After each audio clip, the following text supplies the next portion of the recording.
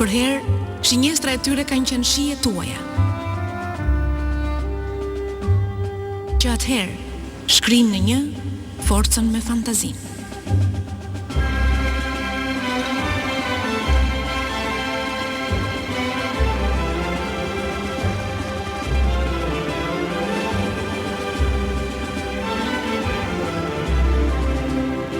Ardeno, arti immobiline.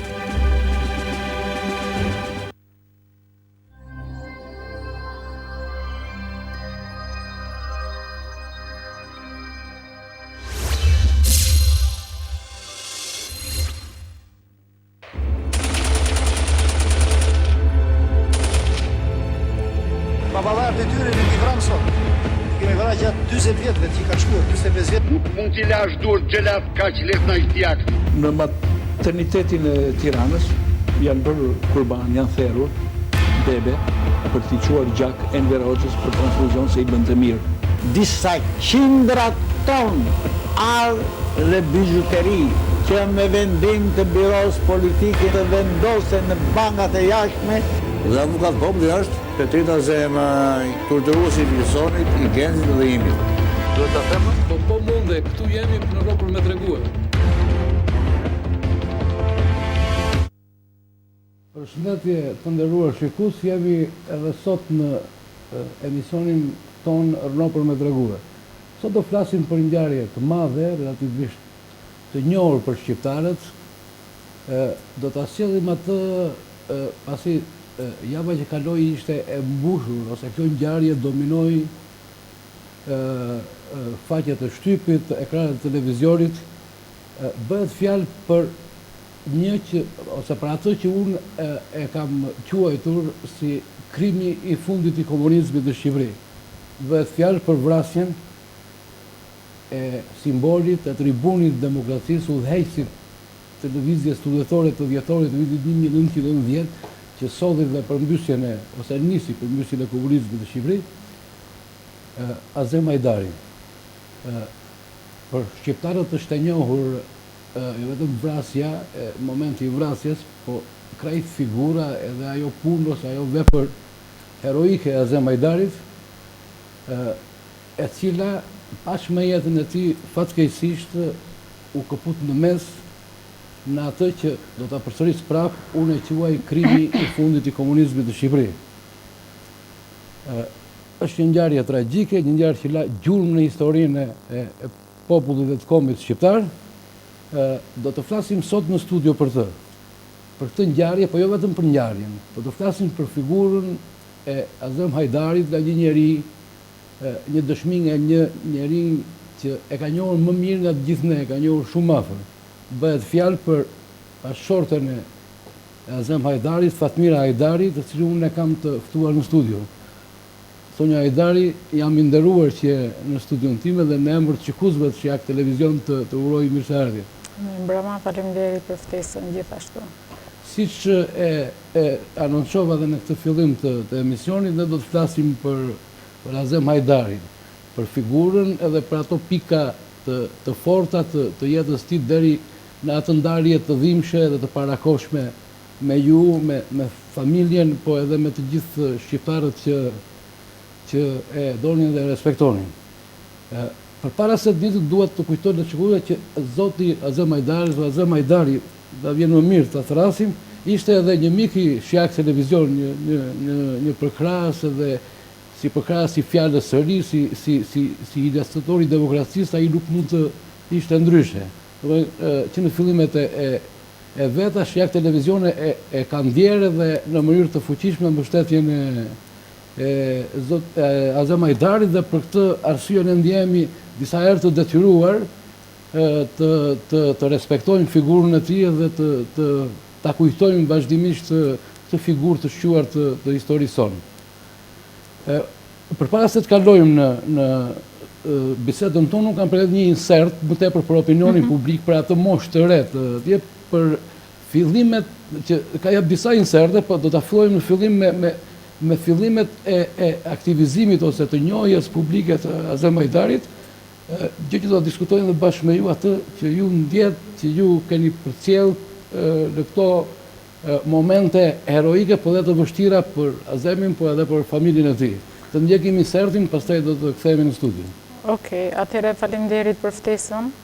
Ishte kënaqësi për mua që të merrja pjesë në këtë emision për bashkëshortin tim Azem Hajdari, dhe është i vetmi televizion që ndjej shumë obligime ndaj këtij televizioni, pasi është i vetmi televizion që ka pasqyruar gjithmonë aktivitetin politik të Azemit që nga viti 19 e deri në vitet që jemi tash në 2012, edhe në aktivitetin kur ishte fizik, edhe pas vrasjes së tij, televizioni Shijak nuk ka heshtur ose nuk ka pushuar së dhëni emisionet, fjalimet e tij, dhe janë shumë obligatore ndaj jush.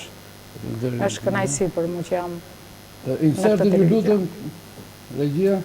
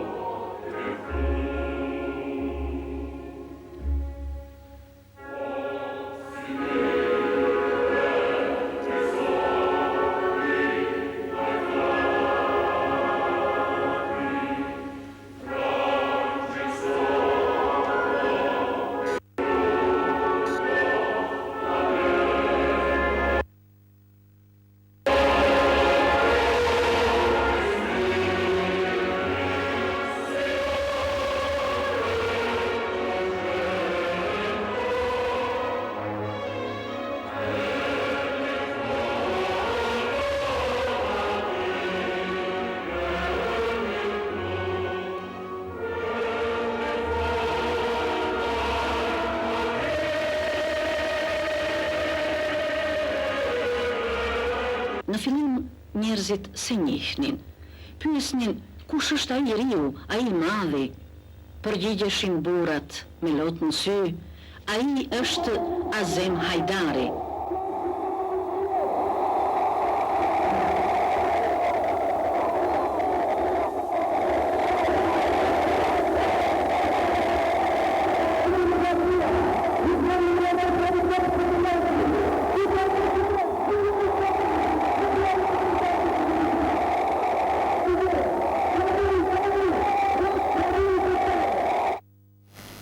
Ndoqëm insertin, shkëputa një pjesë i dokumentar prodhimi Shjak Televizion për Azem Hajdarin, është pjesa ku Azemi, me hyrja në politikë Azemit dhe e mu përqendrova pak më shumë tek ajo rënia e Bustit, si kulmi i suksesit të asaj lëvizje që thotë ndryshimin e madh në Shqipëri. Atë mira, kjo pjesë dihet, atje por unë duhet të pyes ju personalisht, si ndjeshit ju kur Azemi mori këtë guxim të jashtëzakonshëm, dihet që për 50 vjet njerëz që kishin thënë një fjalë s'ka qumusht apo s'ka ishin burgosur, ishin vrarë, dhe të udhëhiqje një lëvizje që të çojë me rrëzimin e një diktature kajtegër, besoj që nuk ishte lehtë. Atëre na kthyet në kujtimet e kaluara që kanë kaluar pothuajse 22 vjet, po 21-22. Azemi në atë peisazhin që thatë nuk ka qenë vetëm 28 vjeç, në kohën që ka filluar lëvizja studentore. Dhe për lëvizje studentore dihet se pjesëtarët që kanë marrë pjesë në atë lëvizje studentore mund të flasin më gjatë, ndërsa unë kujtoj në mendjen time se sot mund të flitet ose brezat e ri që kanë lindur nga 90-ta e këtij, ju duken si pralla, po faktikisht kanë qenë të vërteta. Kur unë isha në kohën që Azemi ka filluar lëvizje studentore, mbaj mend, ka qenë viti 90, dhe Azemi ishte student në Tiranë. Mua më kishte lënë në tropoj me 2 fëmijë, njërin Kirin që e kisha 5 vjeç, edhe Rudina që ishte 3 vjeç, dhe si kishte mbushur. Po do ngele në ditë të paharuar në jetën time, kur i kujtoj tani më duken si ëndër, po janë të vërteta realisht, pasi nuk i haroj kur dëgjoj mos e më vinë në shtëpi, si që ishin atëherë komisariati i policisë, si ishin organet policore, dhe vinë bëjnë kontrol në shtëpinë time që unë nëse Azemi ka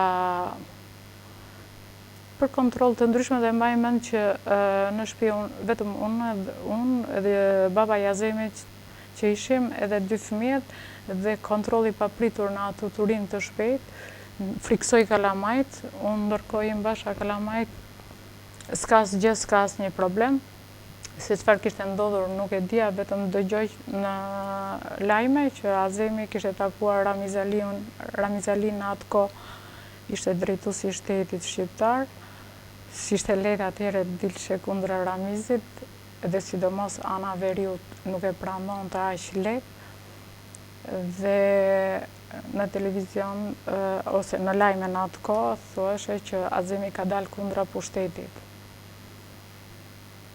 Majmen babën Azemit se ka qenë një burr fisnik, një burr i fortë, për të mos më lënë mua dhe kalamaj që të dëshpëroheshim, ka thënë mos ki frikë, se Azemi ditë hecin, diku e hedh hapin, se ajo është djali im, thoshte.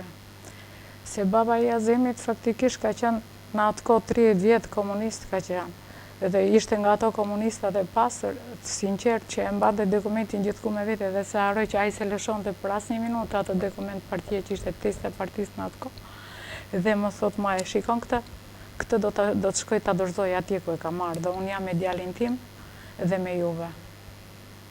Atëherë mora forcë më të madhe, sepse nuk ishte lehtë një komunist prej 30 viteve, thoshte do ta dorëzoj testën dhe s'kam punë më me këtë test.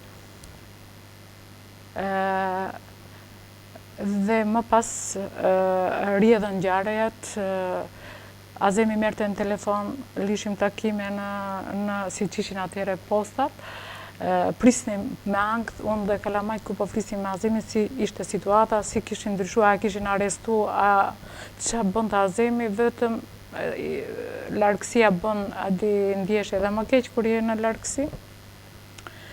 Dhe nuk e haroj kur telefonatën e parë, më thot mua ki kujdes Kalamajt, se për gjithë shka do lidhemi bashkë, dhe mos ki problem për asë një gjë. Po, lëvizja ka filluar me 8 dhjetor, po Azemi ishte me pushime, e mbaj me si tani, vjen me pushime se vinte njërë muaj që takon të Kalamajt, dhe ishte 28 nëndori, kështu para datës 28 nëndor, dhe më thot mua, Fatmira, unë do bëj një lëvizje, se tani po e tregoj, unë e kam treguar shpesh, po Jo, shumë interesante. Kjo shumë interesante, sepse sot nuk e besoj. Po kjo është e vërtet. Dhe a ishte shumë i vendosur dhe më thot ma lëvizja ime nuk e di si do marrin për mirë apo keq, po ti duhet t'jeshe para përgatitur. Edhe unë thash, qa do bëhet Azem, qa do bësh? Edhe unë nuk isha në një mosh madhore, se vetëm 23 vjetë që isha, pavarësisht se kisha 2 fëmijë, se unë dhe Azemi jemi martuar shumë herët dhe gjimnazin bashkë në një bangë e kemi vazhduar dhe më pas Azemi erdhi në shkollë të lartë dhe mua më la me fëmijët në shtëpi. Rodhën ngjarjet, më pas erdha në Tiranë që vazhdova shkollën. Dhe më thot mua, sido që të marrin, ti mos ki merak. Po me më dëgjuar Marta, mund të ndahemi bashkë, të divorcohemi, sepse ndofta unë rruga ime që kam nisur mund të marrë për keq edhe unë s'dua që të bëj keq ty dhe Kalamajve. Nejta për pak momente mendova dhe ku e pranoshim në atë kohë ndarjen ose divorcin ishte shumë e rëndë, se thoshim kush e besonte. Jo, i thash, edhe unë dhe Kalamaj do jemi me ty. Ti para, ne mbrapa. Okej, më thot mua, më jep dorën, më takon puth Kalamajt, më jep dorën edhe se haroj kur niset në mëngjes herë dhe në 4 mëngjesit.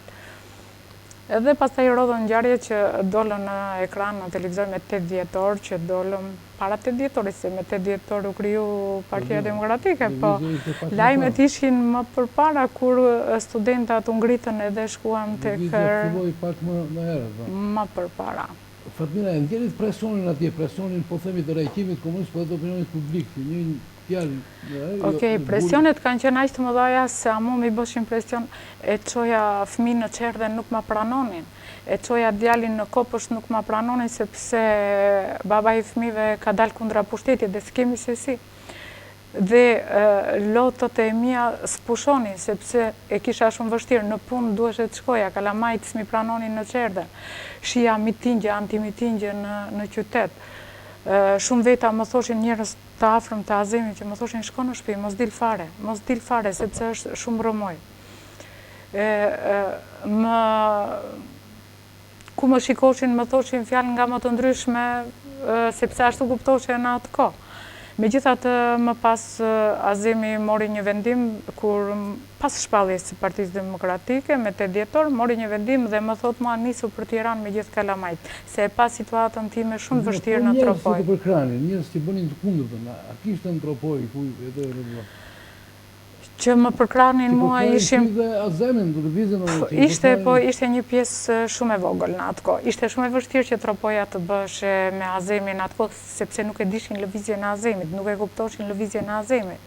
Më pastaj shumë shpejt kthej Tropoja dhe ndryshoi me njerë. Ato antimitingje pastaj u kthyn kundra pushtetit. U bën mitingjet më të mëdha në Tropoj. Ka pas një antimiting në Tropoj. Ju keni qenë atëherë në Tropoj apo? Në Tropoj me gjithë Kalamaj kam qenë.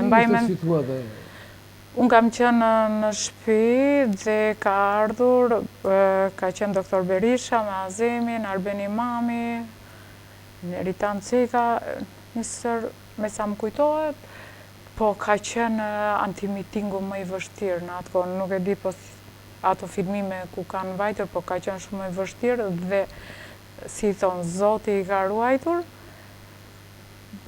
pasi u bën shumë përplasje miting dhe antimiting, njerëz që ishin pro Azemit dhe doktorit dhe njerëz që ishin kundra, se nuk e kuptonin atë kohë. thoshim neve ishin me partinë atëhere në pushtet ose me komunizmin.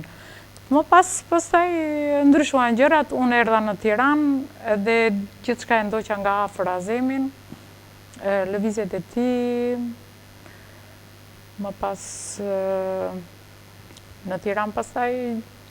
Ka pasur në Tiranë momentet e vështira, po them, ose vetë rrezikshme, sepse ja që dhamë në hedhje e busit të Enver Hoxhës që vjen pak më vonë të diktatorit, fushata elektorale e parë e Partisë Demokratike nuk ka qenë qeveria. Tash i fletimi realist dhe të flasim realisht, gjithçka unë e kam ndjekur, i kam përjetuar me shpirt, por nuk kam qenë unë e ti militante brenda atyre. Ndërsa presioni im ka qenë i vështirë nga momenti që Azemi më deklaroi me 28 nëntor që unë do hiki dhe do marr një rrugë, aty gjithçka i mora parasysh kur i thash që unë do jem pas teje si unë dhe kalamajt.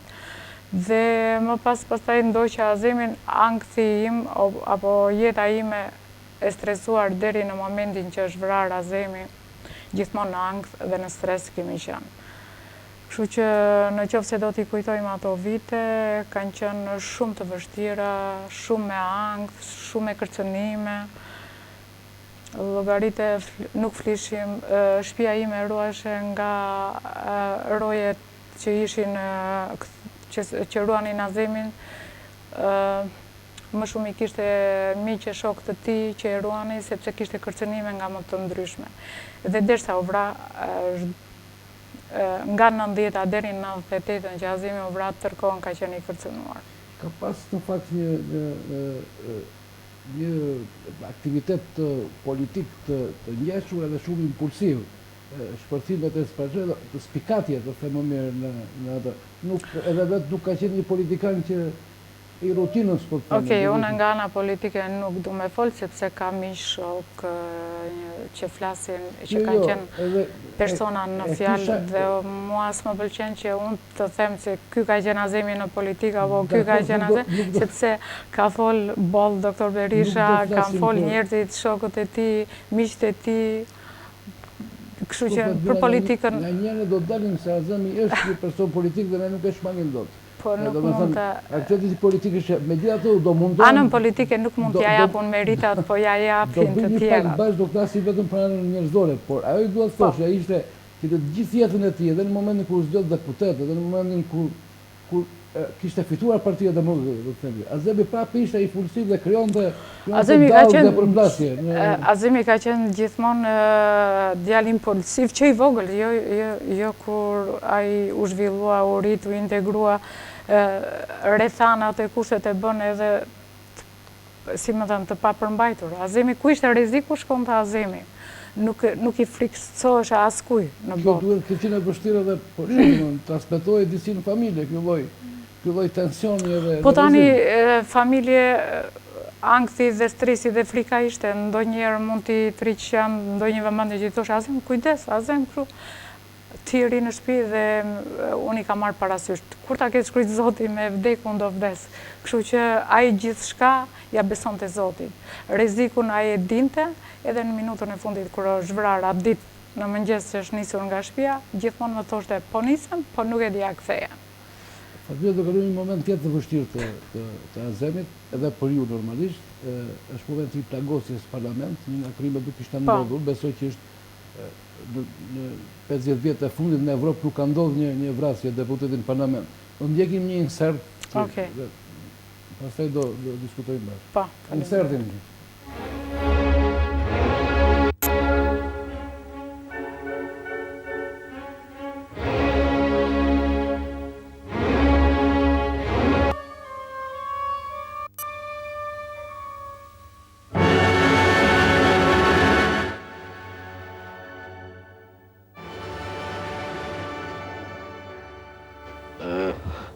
Falenderoj televizionin e Shiaku që më prasnin përsëri të takona me te. Populli Shiaku dihet domethënë që unë me te kam një marrëdhënie shpirtërore shumë të mirë. Pas 45 vitesh, shef një ish deputet të tij në këtë gjendje me 4 pluma. Ndërsa para 45 viteve ka pa një deputet tjetër, po të tij të vrarë nga komunizmi siç ishte Shefqet Beja. Kjo është historia e komunizmit. Komunizmi kur jeton vret. E vetmja mënyrë për të jetuar është të vras. Ata që më duan dhe ata që s'm duan, ata që më kanë dashur dhe ata që do të më duan më vonë, do kisha qef t'i përqafoja edhe t'i thoja që edhe një plagë po t'i marrin në betejë, luftën ndaj komunizmit nuk do ta pushoj, sepse këtë e quaj mision dhënë nga Zoti. Rënoft populli i Shqipërisë, rënoft Shqipëria, lavdi Zotit.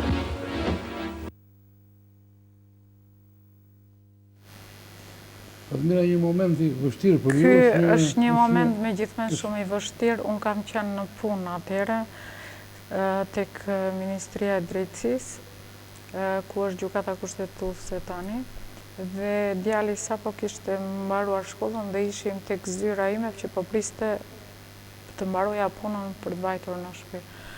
Dhe kur dëgjoj më lajmërojnë që Azemin e kam plagosur në parlament, kur zolla haroj, kam dalë me gjithë djalin, kam marrë makinën dhe kam shku drejt te spitali ushtarak.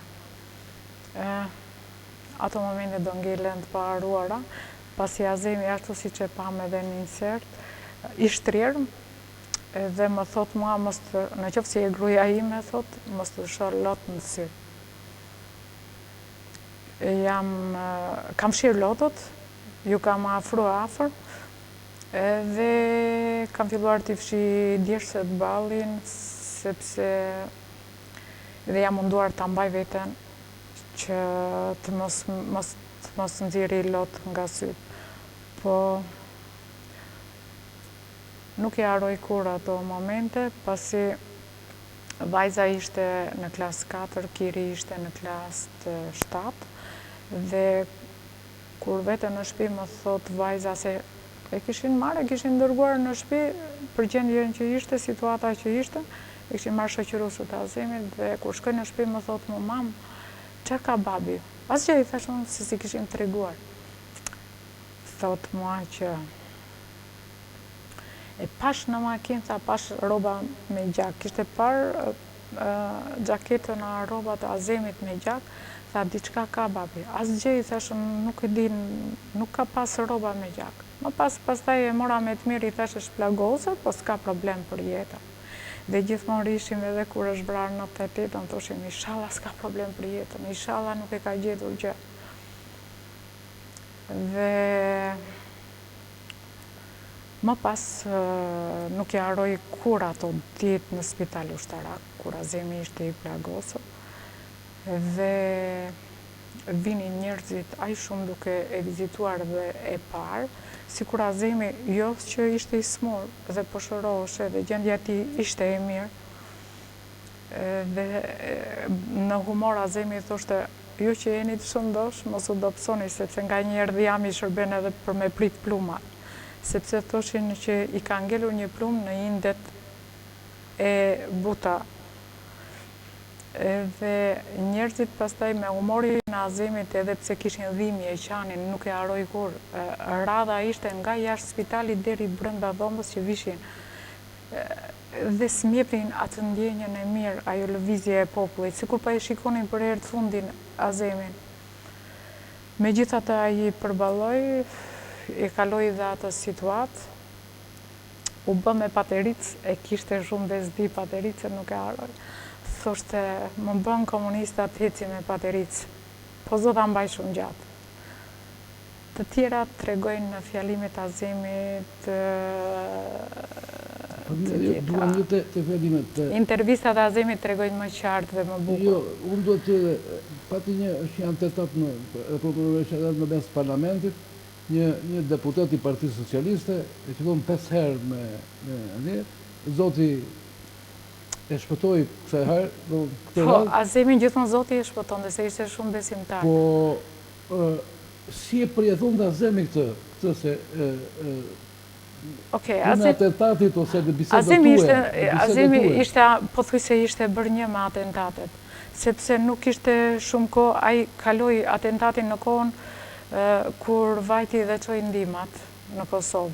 Atentati tjetër ishte në Milot, kur ai ishte në duke parë një ndeshje në Shkodër me gjithë djalin, si ishte atëherë presidenti i ekipit të Vllaznis, edhe aty ka qenë ka qenë një përjetim shumë i rënd i Azemit, pasi e kishin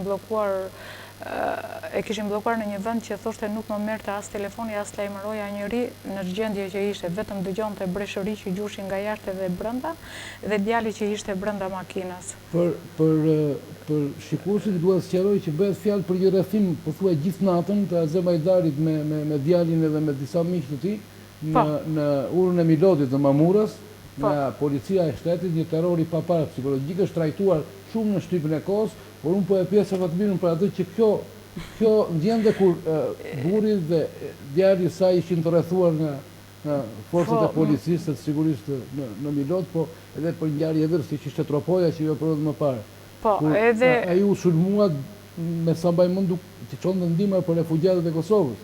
Po, edhe ajo është tamam si në përfilma që të gjuash mbi një deputet, si ishte vetëm Azemi brenda, po ishin edhe persona tjerë që shoqëroshin ndihmat, po të gjuash 360 gëzoja mbi makinën e Azemit dhe mos me ka pas një plumb Azemin, ai ishte një mrekulli. Dhe kur ai krim nuk u zbardh, as nuk u gjend se kush gjujti. Dhe më pastaj rodhën ngjarjet më vonë, nuk kaloi as një vit.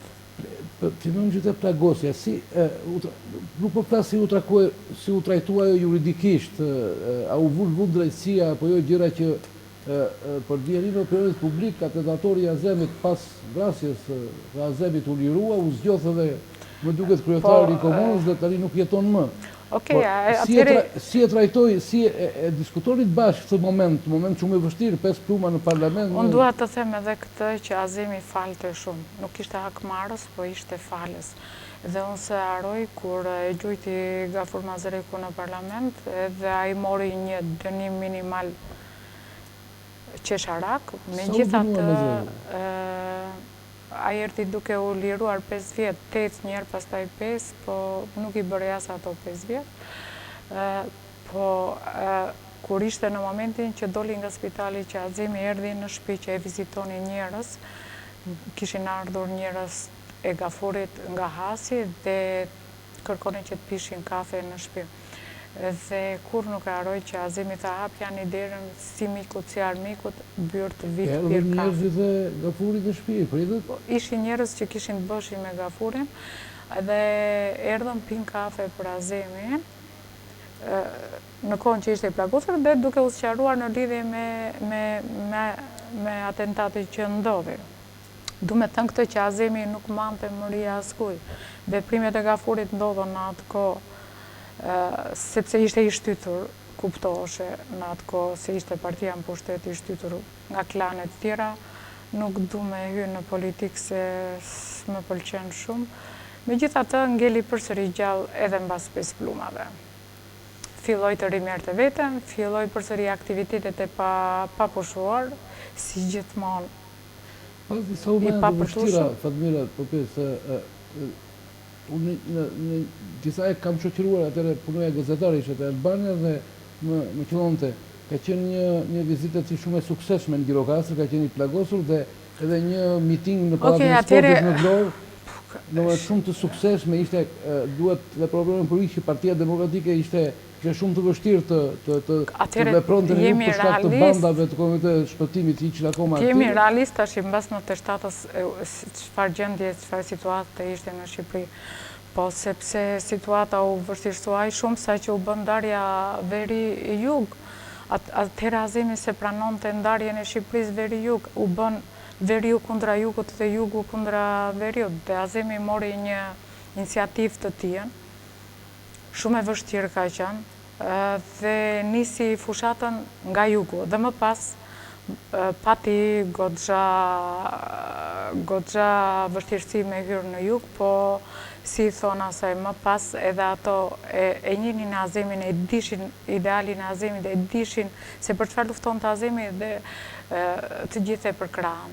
Më pas i hyri në jug që ishte një situatë e vështirë, kaloi shumë vështirësi atje, nuk e haroj kur nuk do të thotë që ishin të gjithë të këqij, po kishte edhe njerëz të mirë në jug që Azemin e donin, e respektonin, e ndishin nga mrapa, e ruanin, e sakrifikonin për ta. Problemi ishte me pjesën e shtetit, jo me pjesën e Po, sepse ishe njerëz të futur nga shteti që ishte në pushtet në atë kohë, domethënë nga partia në pushtet në atë kohë, si kuptohet ajo, dhe më pas Azemi kalon në veri, sepse në qoftë se të kujtohet tani Azemit, kush është ai që më nal mu me hy në vendlindjen time.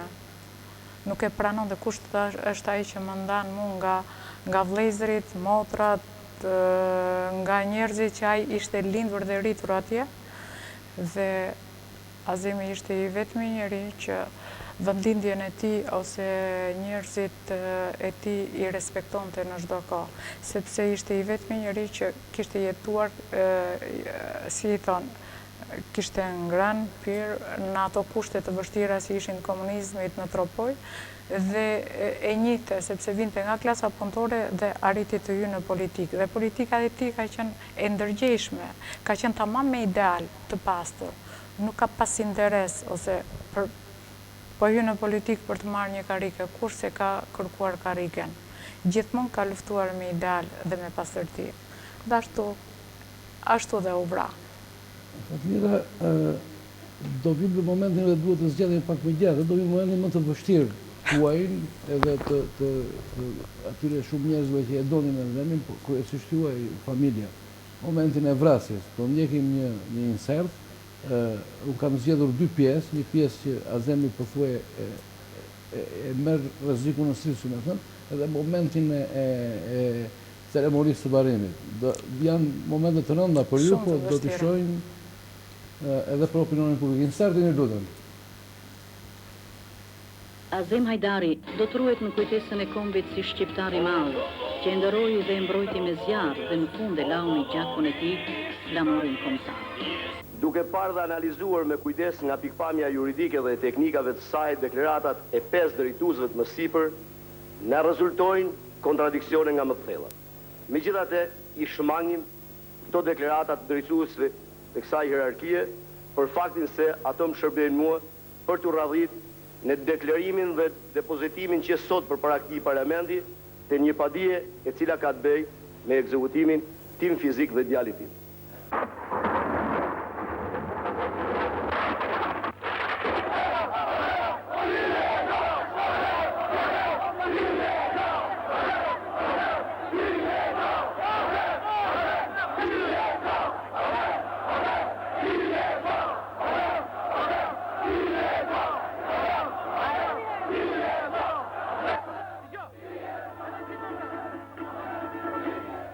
Kur e kujtojmë sot atë ditë, shpirtin dhe zemrën tonë e mbulon dhimbja e madhe.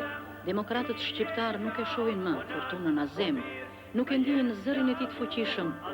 Rrugëve edhe shesheve të Shqipërisë u mungon ai që i ngrinte peshë për Azjari dhe Ortegu me emrin Azem Hajdari.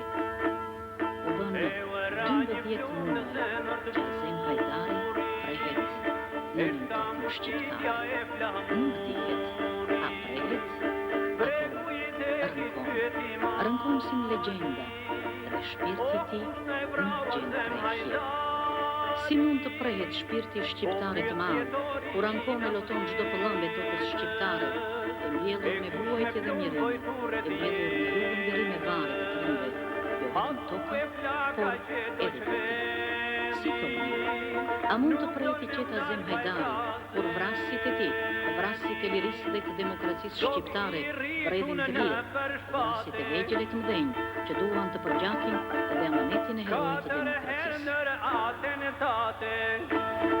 80 plumba e prap nuk bie, ky ante ky bir malsie. Mal më këmbë ballë çdo stuhie, dy e rresht në gjaku lye, asu tret e asu thye.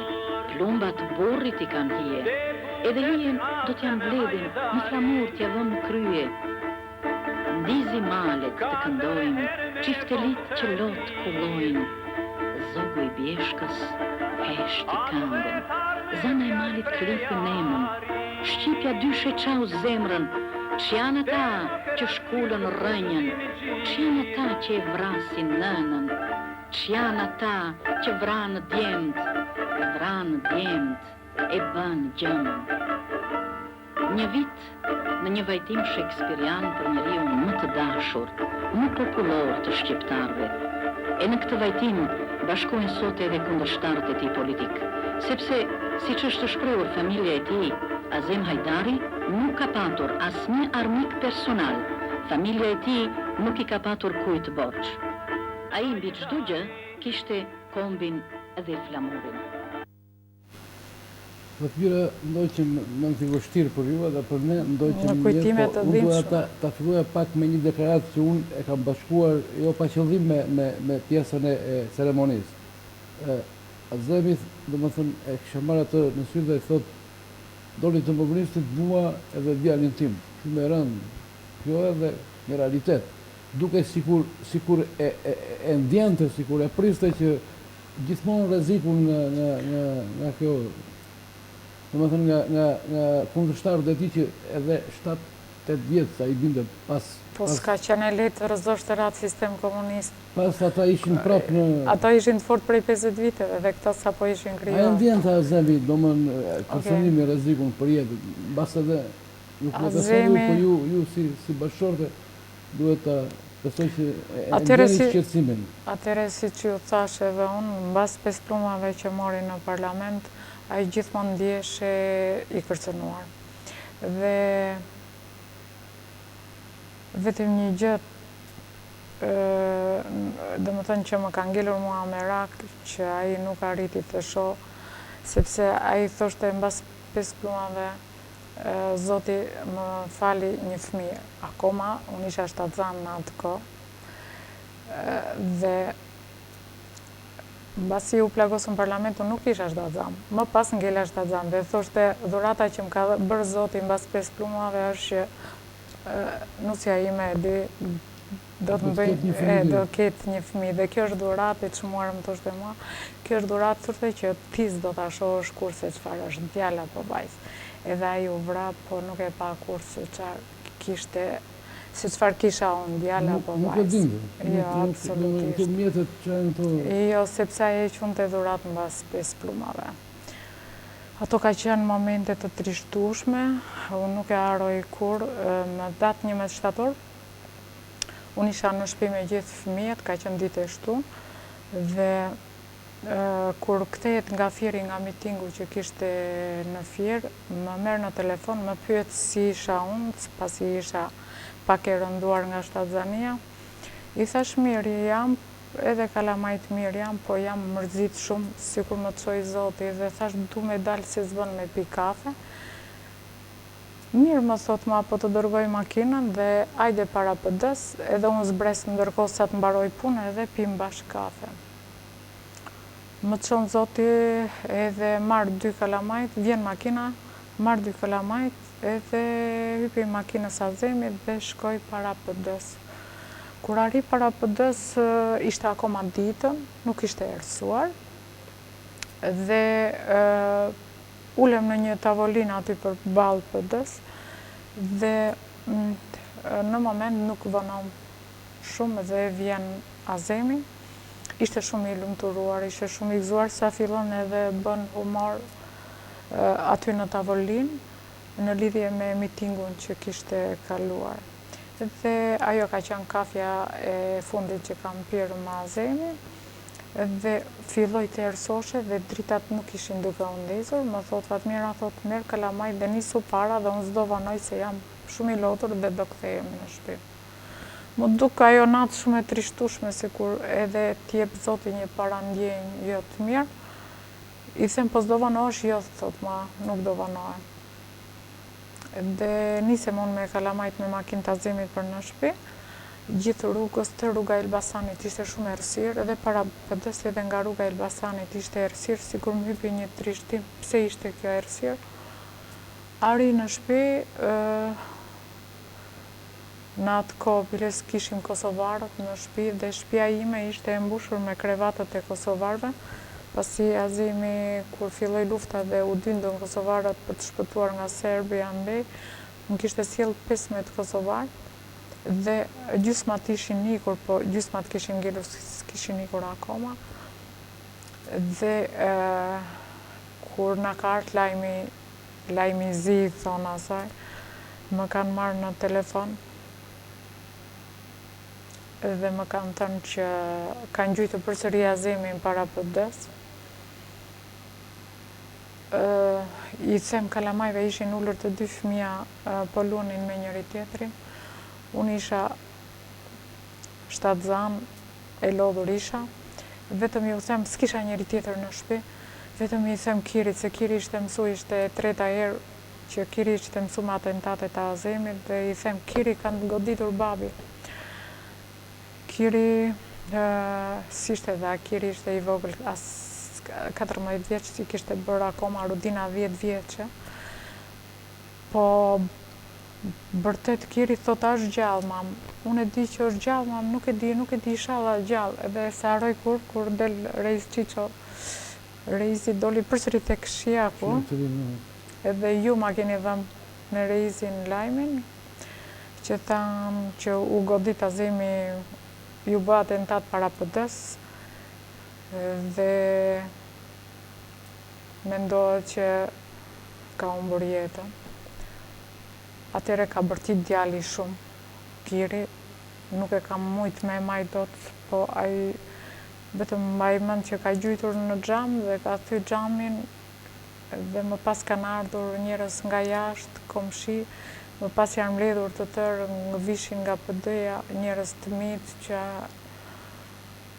nuk mbaj mend asgjë, më pas nuk po shikoja mos se çfarë kishte ndodhur, po kisha hallin të ruja djalin, kisha djalin mbi këshyrje, sepse gjithçka mund të ndodhte. Ajo natë ka qenë shumë e vështirë, shumë e paharuar për mua. Dhe më pas prisnim që të vinte Azemi me akrivolin, po atë natë nuk u soll Azemi, sepse ishin kushtet e rrethanat e tilla. Ishte e vështirë sjellja nga spitali ushtarak në shtëpi. Në terrori në Tiranë. Sepse kishin filluar njerëzit, nuk e besonin njerëzit, ishin trishtu njerëzit, ato kanë qenë momente trishtueshme për tërë shqiptarët, jo vetëm për familjen dhe për fëmijët e tij, po për tërë shqiptarët, sepse tani edhe më mirë e kuptojmë, mbasi kanë kaluar ditë dhe vite, të gjithë shqiptarët e kujtojnë ato që e kanë përjetuar Azemin, se brezi i ri vetëm e kanë dëgjuar për shembull, po ato që e kanë përjetuar dhe e kanë njohur, edhe sot që kanë kaluar 14 vite që është vrarë Azemi, shumë njerëz përloten për të, dhe kurse heqin nga mendja. Dhe më pas Azemi ka mbritur në shtëpi në orën 9 pa një çereku u gjujt para PD-s që u bë ekzekutimi i tij, dhe ka mbritur me agrivolin e tij në orën 9 pa një çerek të nesmen e datës 13. Më pas, atë natë ka fjetur në shtëpi ashtu siç ishte, dhe trishtim do të ngelet për mua momenti kur unë kam kërkuar tashia për herë të fundit. Dhe pasi i vura kalamajt, i vura në gjumë ose kalua në dhomë tjetër, ju kërkova njerëzve të shtëpisë që të hapeshe agrivoli që unë ta shikoja një për herë të fundit. Po kur është hapur, nuk do ta hiq kurrë nga kujtesa, nuk mund ta shija dot Azemin ashtu. Thosha nuk është e vërtet, nuk është Azemi ky. Dhe nuk e krahasoja dot me Azemin. Dhe më ka rënë fikt më pas dhe s'maj mend. Por dy mos është e vështirë, ishte pamja ajo apo ideja që ishte që nuk jeton të më? Apo ishte prishur, si dhe thënë? Jo, ishte... Nuk mund ta shpjegoj, as mund ta them sepse më ka ratë fikt, nuk di. Sepse u trishtova. Ishte e vështirë. Edhe nga i momentu unë kur nuk i kam mbajtur dhe nuk i kam treguar as fëmijëve ato fotografi që ishin të momentit vrasjes, mbas vrasjes, po gjithmonë kam mbajtur fotografit që ishin të Azemi në aktivitet, Azemi në lëvizje, Azemi kështu, sepse gjithmonë dua që ta kujtoj Azemin ashtu në lëvizje, ashtu të gjallë. Po fëmijët, si e përjetuar? Të vegjël kuptoj, po prindi, babai është Në një baba i famshëm. Po, fëmijët pastaj e diti që unë kisha Afrikë Kalamajt natën e parë dhe të nesme në Kalamajt u kthyen. Më rishin në krasë, kishin frikë, sepse unë kisha një bebe në barkë, dhe ato thoshin, mam, kujdes bebi, mam, kujdes bebi. Nuk e dishim çfarë ishte, po kujdes bebi. Dhe fëmija e kishin në vend tërë dashurinë e tyre te bebi, që priste që të linte, sepse nuk e di, nuk thonë kot, edhe fëmija në barkë e ndjen dhimja. Dhe fëmija më gjunte në barkë edhe nga trishtimi edhe fëmijët bëshin merak për mu më pas. Do t'i kujtojmë këto ngjarje, janë shumë të dhimbshme dhe shumë të vështira t'i kujtojmë, po s'do të haroj kur vajtëm në qendër. Aty duhet pyetje, që ta vazhdoj me një pyetje. Po. Personalisht unë nuk kam parë kortezh më të madh me sy, po themi, të zhvilluar në Shqipëri, kam qenë atje. Qindra mira njerëz nga gjithë Shqipëria, nga Jugu, nga Veriu, nga të gjitha. Mua s'më hiqet nga mendja. Si ishte ky moment për ju? Okej. Ishte moment shumë i vështirë, ditë t'jep Zoti forcë, edhe mua sikur Zoti ma dha forcën dhe fëmijët i kisha në dy krahët, po shikoja që njerëzit ishin mbushur, ishte nxirr sheshi Skënderbej, dhe të bënte përshtypje të gjithë ishin me kostum, dhe me kostum të zi dhe me këmisha të bardha në përgjithësi, të gjithë lotonin dhe të gjithë qanin. E kupton ti që kur i shihet ato njerëz ma qëdhimi edhe mu më jepnin forcë që qëndroja e fortë, dhe mbas ceremonisë që mbaroi aty në qendër, mbaj mend që u thanë do ikim drejt varrezave të dëshmorëve.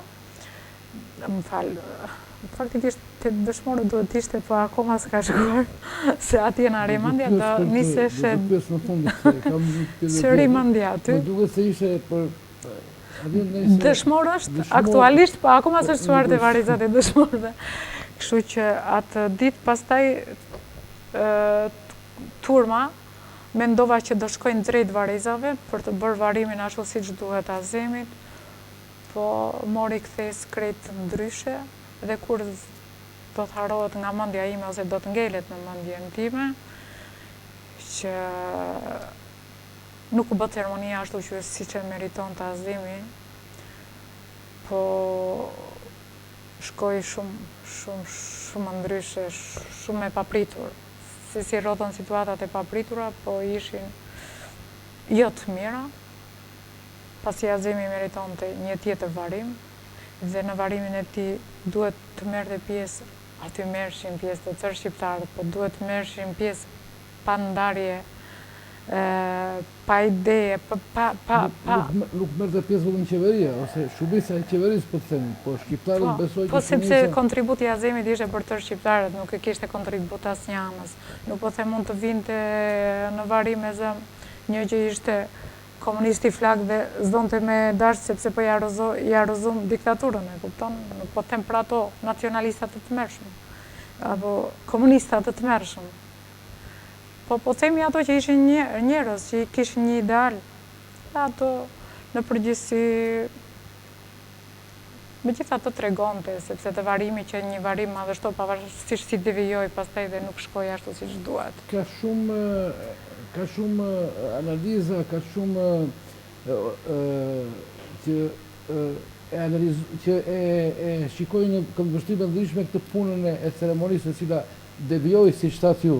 Mund të ishte organizuar nga të tjerët, po gjithsesi unë mendoj që gjithë ata njerëz që ishin atje në mënyrën e vet individuale për te organizimit i bën një nder, e nderuar ashtu siç e meritonte figurën e Azem.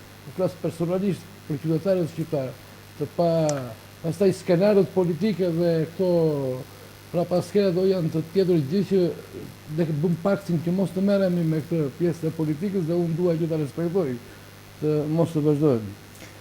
Vim në një moment tjetër.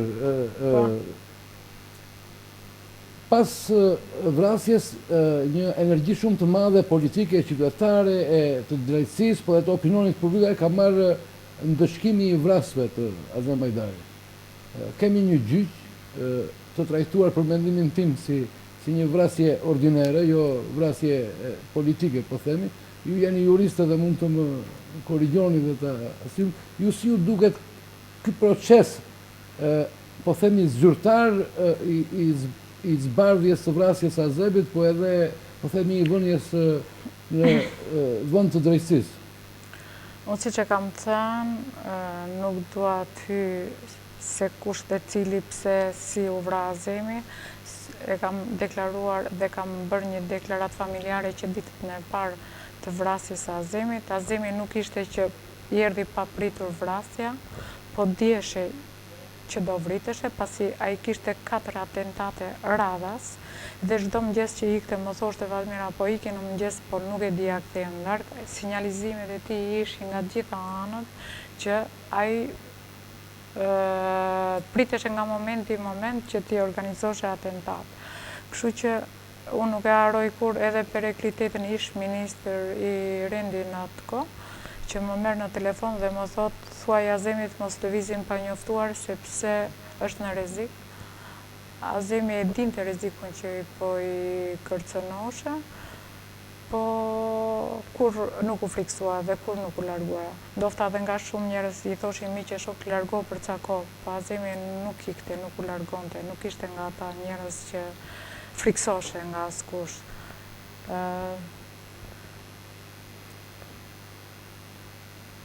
Janë momente shumë të vështira, megjithatë kanë kaluar 14 vite dhe përsëri kujtoj me të njëjtën dhimbje, me të njëjtat imazhe, momente të vështira. Si kush ka qenë Azemi në të vërtet dhe çfarë ideali ka pas Azemi, ose tregojnë mirë intervistat e tij dhe sa herë që i dëgjojmë, përsëri kërkojmë prapë t'i dëgjojmë sikur si kemi dëgjuar asnjëherë. Dhe u do të pyes edhe për një moment veçantë Azemi. Për mua po dhe për tjerë. Ishte shumë besimtar, besonte shumë te Zoti. Në zyrën e tij kishte figura shenjtore të gjitha feje, po mua më binte në sy dervishi i Luzhës, gjithmonë ishte një bust që e mbante atje. Kishte një besim të jashtëzakonshëm te Zoti. Azemi ka qenë shumë besimtar dhe prandaj të thash edhe më parë që Azemi thoshte po e pati shkruar Zoti me jetu do jetoj, po e pati shkruar Zoti me vdek do vdes. Mua vetëm Zoti më ruan, sepse i tillë ishte siç më the edhe ti më parë që Azemi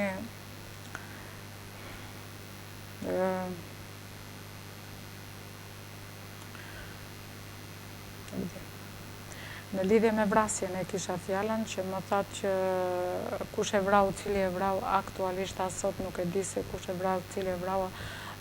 Rrethanat e vrasjes Azemit nuk kanë qenë nga një individ as ka 2 individ, po ka qenë një vrasje organizuar dhe kështu që edhe vrasja e tij as nuk është zbardhur, as është e vështirë si zbardhet, sepse vrasja e tij nuk është vetëm brenda Shqipërisë, po shtrihet shumë gjëra edhe jashtë, sepse në atë kohë ka qenë edhe lufta e Kosovës. Po, dhe unë prandaj e kam bërë deklaratë dhe kam thënë Azemi ja fali jetën Shqipërisë dhe gjakun Shqipërisë edhe vrasja e tij, gjaku i tij le t'i shërbej vendit. Pak më parë ju thash, do edhe një mendim si juriste, ka pas një gjyq. A është i plot dhe ju, a ka mundësi juridike, po themi, për te i vullnetit politik, zbardhja e vrasjes? A është e mundur juridikisht? Është e pamundur aktualisht në këtë situata që jemi, pasi ajo vazhdon, nuk ka mbaruar gjykimi. Me sa kam dëgjuar unë në një intervistë, ajo aktualisht më duket se është në Strasburg. Dhe se di si do shprehet gjykata e Strasburgut. Unë nuk jam e interesuar për atë. Nuk e jam e interesuar, sepse unë thash është vrasje politike dhe është e vështirë, dhe me vrasjet politike merren organe tjera. Nuk është gjë familjare që individuale, është politike. Dhe gjithçka e kërkon politika. Nëse intereso politikës e kërkon, nëse si intereso politikës se kërkon, po është vrasje që nuk zbardhet asnjëherë. Është e vështirë. Ju keni normalisht për shkak të mirësive të Azemit, po edhe pozicionimit tuaj Profesor keni edhe kontakte me politikanë, me ministra, me miqtë të Azemit, po edhe me njerëz të tjerë, ishte figurë që nuk mund të anashkalohet. Mendoni se është vullneti i dur politik për ta zbardhur vrasjen? Po të bëjmë një këtë politike, po dal nga pakti. Po me që lidhet me Azemin, unë do ta bëj. Një vrasje politike e do vullnetin politik. Nuk merrem fare me zbardhjen, me këtë të thash edhe më parë merrem politikanët apo kush e ka të drejtën ose për ta ndjekur këtë, po të thash edhe një që është shumë e vështirë. Është shumë e vështirë zbardhja e vrasjes së Azemit, sepse nuk është vetëm brenda Shqipërisë, është shumë gjë e shtrirë. Mua aktualisht për mua Azemi ka ngelur aty që vete ka deklaruar nesër me u vrasë, gjakun tim ja kanë falë Shqipërisë dhe i qëndroi kësaj. Azemi paka shumë pothuajse të gjithë shqiptarët e kanë kuptuar se kush ka qenë Azemi në të vërtetë, dhe për çfarë luftoi Azemi në të vërtetë. Azemi luftoi për një ideal të cilin përzimin e komunizmit dhe këtë ja arriti. Dhe Azemi aktualisht ai nuk jeton me ne fizikisht, po të pranishëm e kemi në çdo kohë dhe në çdo moment. Azemi ka marrë, edhe pse si jeton, njerëzit e duan, vlerësimet ju kanë bërë, s'mund ta mohoj dot, sepse edhe vlerësimet e tij. Do të lejmë se kam një kronik për të, apo edhe një pyetje për të qëndruar këtu. Përveç të qenurit antikomunist, Azemi spikaste nga politikanët e tjerë shqiptarë, nga shumica, se mund të e tjerë, edhe për nacionalizmin e tij. Ishte njëri që e donte shumë Kosovën, çambërinë shqiptarët jashtë. Unë kam ndjekur si gazetar disa deklarata shumë të forta në mënyrë të veçantë përpara vrasjes, dhe ajo që thatë që lidhet edhe me Kosovën, me zhvillë, ai kishte një impakt, jo vetëm dashurinë, po edhe një impakt të madh si politikan edhe edhe në zhvillimet të Kosovës. Si ishte kjo lidhje Azemit, domethënë si janë me Kosovën? Azemi ishte i lidhur shumë me Kosovën. Pavarësisht se nuk shfaqeshe në atë kohë, dhimbja e tij nuk çdo natë ai ndiqte shumë me përpikmëri çdo lajm dhe kishte kontakte shumë në atë kohë edhe me drejtuesit që ishin të UÇK-s të luftës.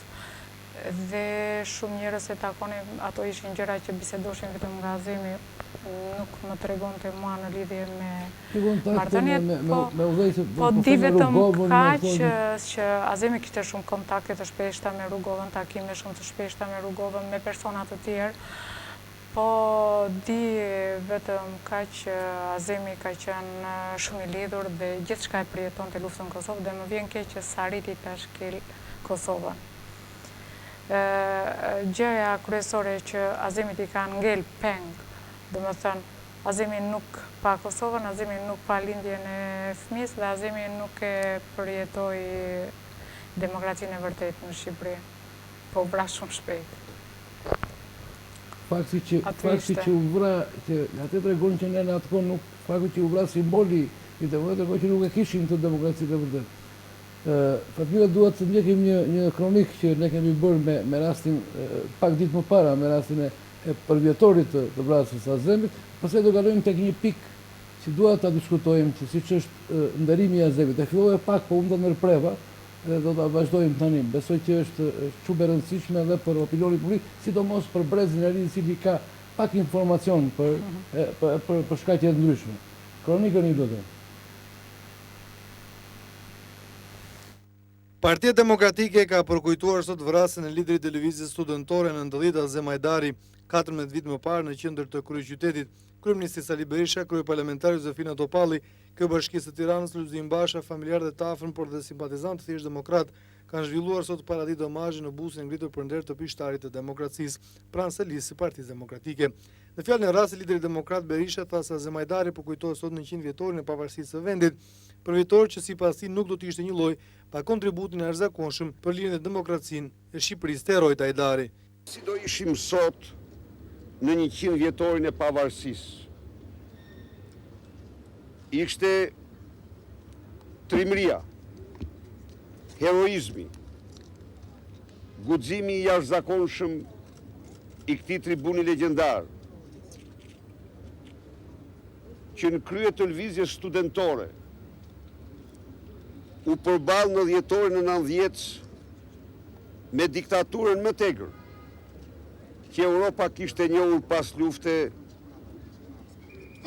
zhvilloi një betejë në limitet e legjendës, në rrugë dhe sheshte këtij qyteti dhe mposhti atë. Hapi për shqiptarët dyrët e lirisë, hapi për shqiptarët dyrët e dinjitetit, dhe në rast se sot ne jemi njerëz të lirë, në rast se sot ne jemi njerëz me dinjitet e njerëzve të lirë, i detyrojmë këtë më shumë se kujdo tjetër Azem Hajdarit dhe atyre studentëve që ai udhëhoqi me aq mençuri në dhjetorin e vitit 90.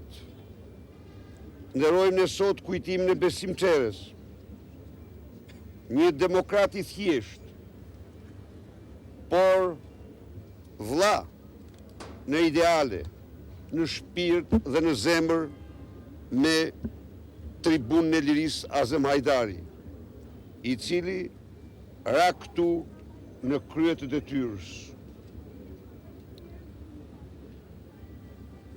Vepra e tribunit të lirisë bëhet gjithnjë më e madhe. Sa më e madhe, sa më të mëdha të jenë vlerat e lirisë për shqiptarë, sa më shumë ata t'i vlerësojnë ato si pasurinë e tyre më të çmuar. Aq më shumë ndrit kjo vepër e Azem Hajdarit dhe studentëve të dhjetorit. Ndaj dhe një herë, nder për jetë, kujtimit të Azem Hajdarit, të Besim Çerës, veprës së tij të ndritur, nder të madh.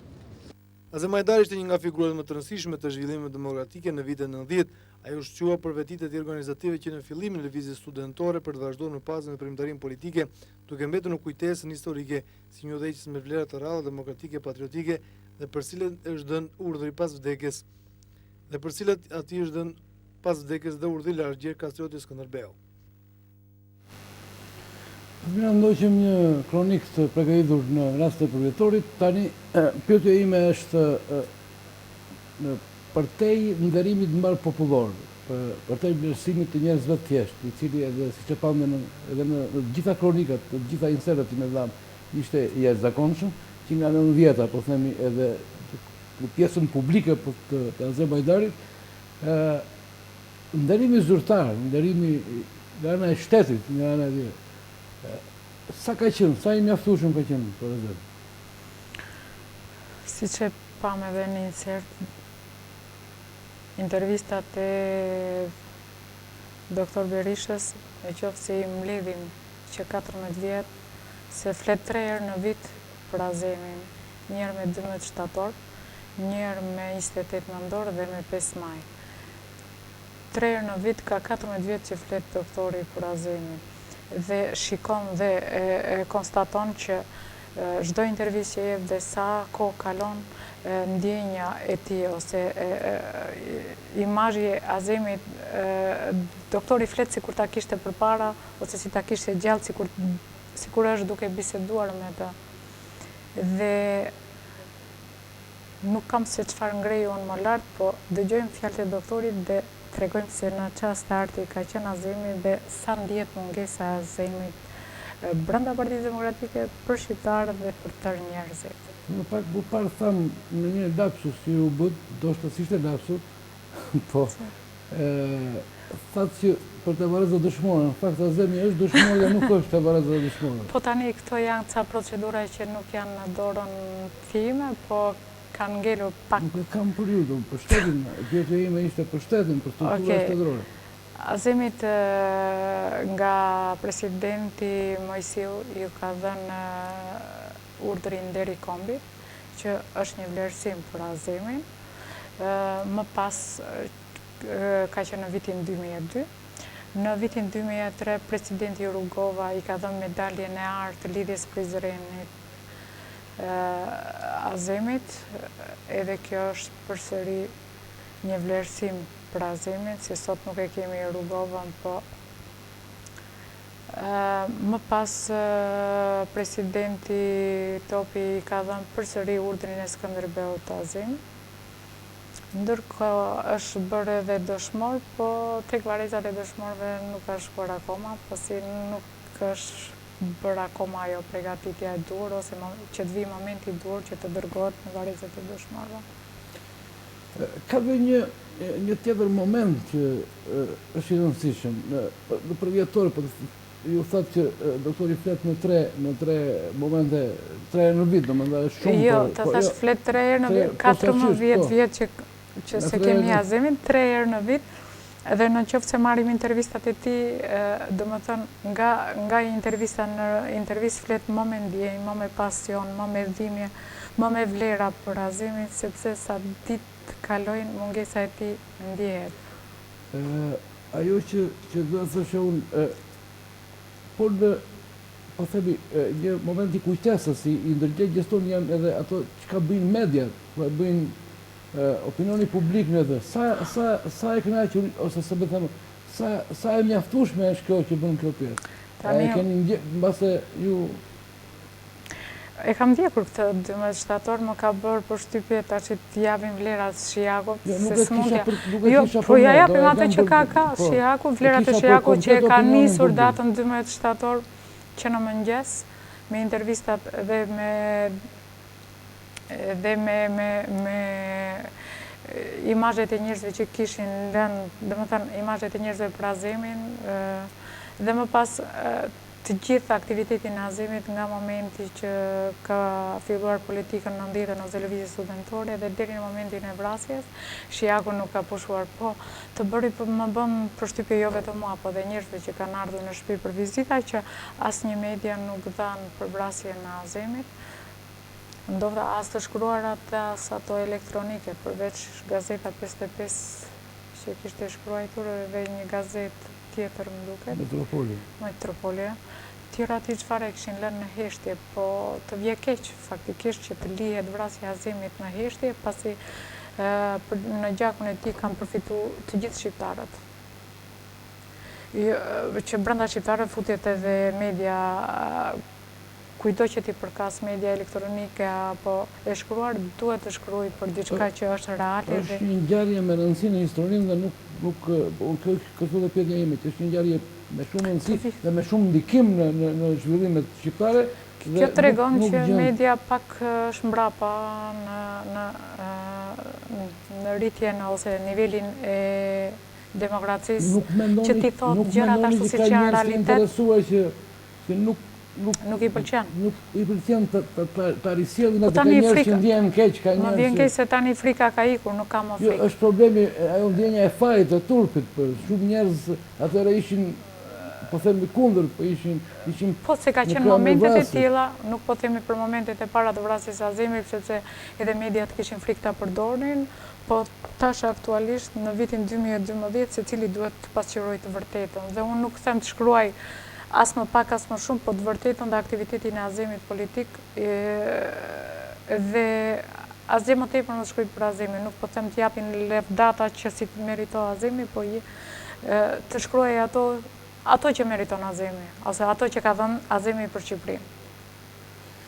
Dhe edhe një pyetje të fundit edhe, si është të jesh gruaja e një personi kaq të famshëm, po themi e një heroj, të jesh bashkëshortja e një heroj, të jesh djali i një heroj, të jesh vajza, duhet të më përgjesh edhe për fëmijët e tu. E njeriu me kaq respekt, me kaq vlera, me kaq emër. Okej, unë jetën e kam nisur, e kam njohur Azemin student, fëmijë në atë kohë, dhe pastaj vazhduam shkollën, nuk e kam pas me emër Azemin kur e kam njohur dhe kam lindur fëmijët me ta. Po pasi u fut në politik, edhe familja do të ndjekin fëmijët, babën edhe unë bashortin, po pastaj kuptohet që vështirësitë të bëjnë të fortë. Edhe mua netja me Azimin ndofta më ka bërë të fortë, po jo aq sa duhet isha edhe më e fortë. E vjen i peshën e emër, domethënë që jam gruaja e Azemit, vajza që është, ose djali, fëmijë, djemt dhe vajza që janë në sjellje, që duhet jenë të kujdesshëm që...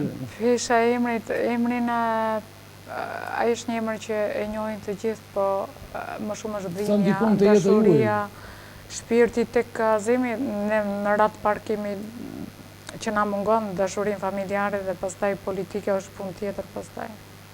E kisha fjellën nga ana njerëzore, nga ana më e ndjen atë fëmijët për shumë mungesën e sa... Kuptohet e ndjet mungesa për babajnë në shtëpi ndjet, kështu që ato e ndjen, dhe ndërkohë edhe vlerësimi, edhe Azimi që është sot 13 vjeç. Vlerësimin e kisha. A kompensohet kjo me... Azimi nuk e ka njohur fare, sepse ka qenë në barkun tim, po nga që u rrit me duke prite për cilë njerëz në shtëpi, nga që u rrit duke pa emisionet Azimit, edhe Azimi e ditë se kush ka qenë baba i tij, edhe pse se ka njohur nga afër. Kështu që dashuria për prindrin kur s'do hiqet, ato në çdo kohë, e kanë dashurinë në çdo kohë, e kujtojnë në çdo moment, e kanë pranë. Dhe ju gjysmë tjetër të kthej prapë, a shpresoni në një zbardhje të vrasjes? Kam shumë, da bitu pyetje se kam shumë mesazhe nga telefonuesit, që më thonë... Jam të interesuar për zbardhje. Që më thonë që do të zbardhë vrasjet, janë shumë të... Vrasjet politike nuk janë zbardhur kur, edhe vrasja Azimit s'ka më zbardh kur. Jo që s'dëshiroj unë si familje, apo s'dëshiroj, ashtu si kërkojnë dhe të gjithë njerëzit e thjeshtë që të zbardhet vrasja Azimit, po vrasjet politike kur nuk janë zbardhur dhe s'kan më zbardhur. Nuk e besoj. Pesimiste kjo mbyllje e intervistës me unë, megjithatë unë të falenderoj shumë që ishe... Unë i qëndroj asaj që Azimi e ka falë gjakun Shqipërisë dhe i qëndroj dhe kësaj do të ngela. Krimi duhet zbardhur, jeri jurist? Krimi do të zbardhet, po krimet politike janë vështira, se kanë hapësira shumë të gjera. Fatmira, edhe një unë të falenderoj që ishe në studion time dhe në emër të shqiptarëve. Faleminderit për ftesën, faleminderit për intervistën dhe na falni për emocionet, se sa herë që flasim për këtë temë, emocionet janë të pashmangshme. Janë të kuptueshme edhe me. Janë pashmangshme. Të nderuar shikues të Shaq Televizion, ka mbritur në fund të emisionit, ishte një intervistë me zonjën Fatmira Hajdari. Unë ju uroj natë e mirë dhe mirupafshim në emisionin e ardhshëm. Zonja Hajdari, dhe njerë faleminderit. Faleminderit edhe juve.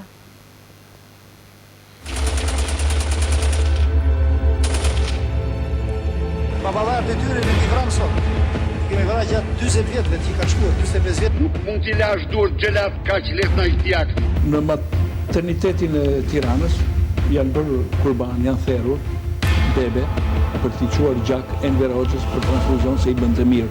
Disa qindra tonë arë dhe bijuteri që me vendim të biros politike të vendosen në bankat e jashtme. Dhe avukat populli është Petrita Zema, turturuesi i Wilsonit, i Genzit dhe imit. Duhet ta them? Po munde, këtu jemi në rrugë për me treguar.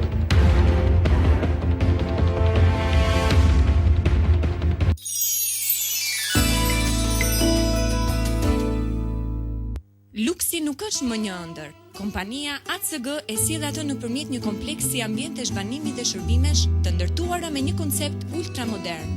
Çfarë pra liçeni të Pogradecit? Apartamente 2+1, 1+1 dhe garsoniere, të gjitha të pajisura me termoizolim, sistem ngrohje ftohje dhe me oxhak. Dyqane, kafe bare.